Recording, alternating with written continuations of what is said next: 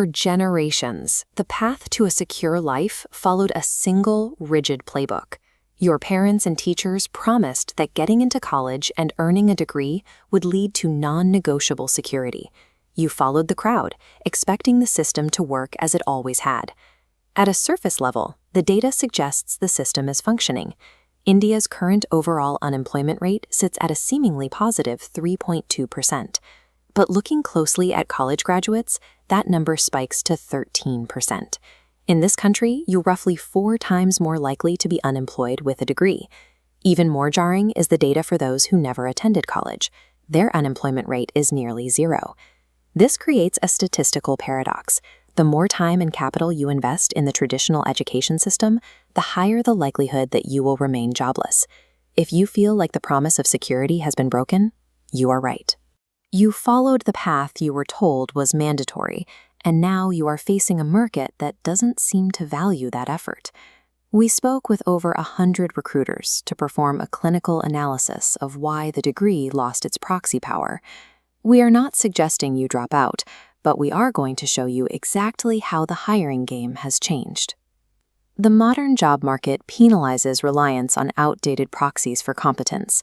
Since the IT wave of the early 2000s, engineering was the sure-shot route to a middle-class life.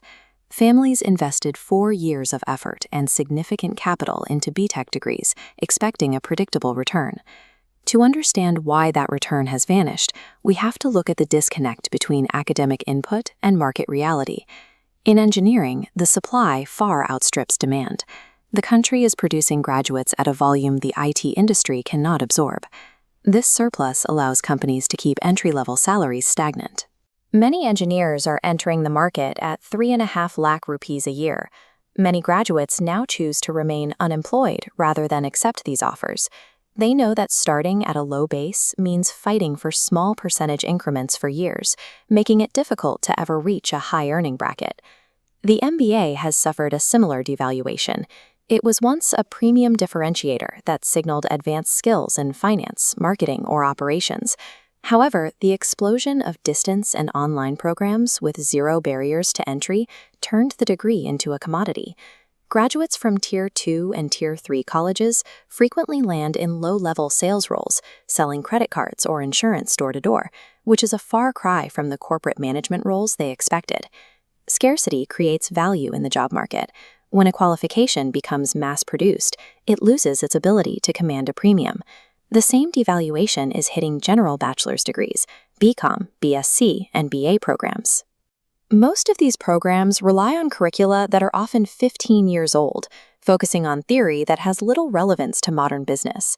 Students spend 3 to 4 years in a classroom without engaging in projects or internships that develop industry-applicable skills. Recruiters see these general degrees as a sign of 3 years spent chilling. Without an independent skill pivot, these resumes face immediate rejection. In creative fields like mass communication, the pressure is coming from a new direction.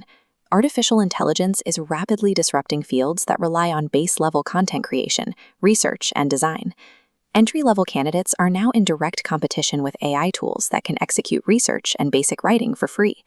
To remain employable, you have to move past manually performing these tasks and learn how to manage and direct the AI to achieve high-level outcomes. Compliance to an outdated or automatable syllabus is now a path toward professional obsolescence. Hiring has shifted. Companies are no longer searching for a spotless academic history.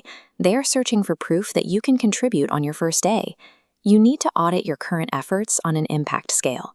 If you are enrolled in a Tier 1 institution like an IIT, IIM, or SRCC, the institutional credibility and the campus network still provide a valid proxy for competence. For this minority, the traditional rules still function. But if you are among the vast majority in Tier 2 or 3 colleges or in oversupplied fields, you cannot rely on the name of your institution. Move your focus away from simple academic compliance toward market application. Step 1 is identifying specific skills required by your target industry, regardless of your college syllabus.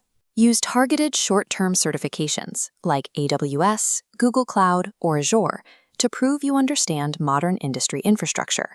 Step 2 is the continuous application of those skills. You need to execute multiple internships to transition theory into verifiable experience.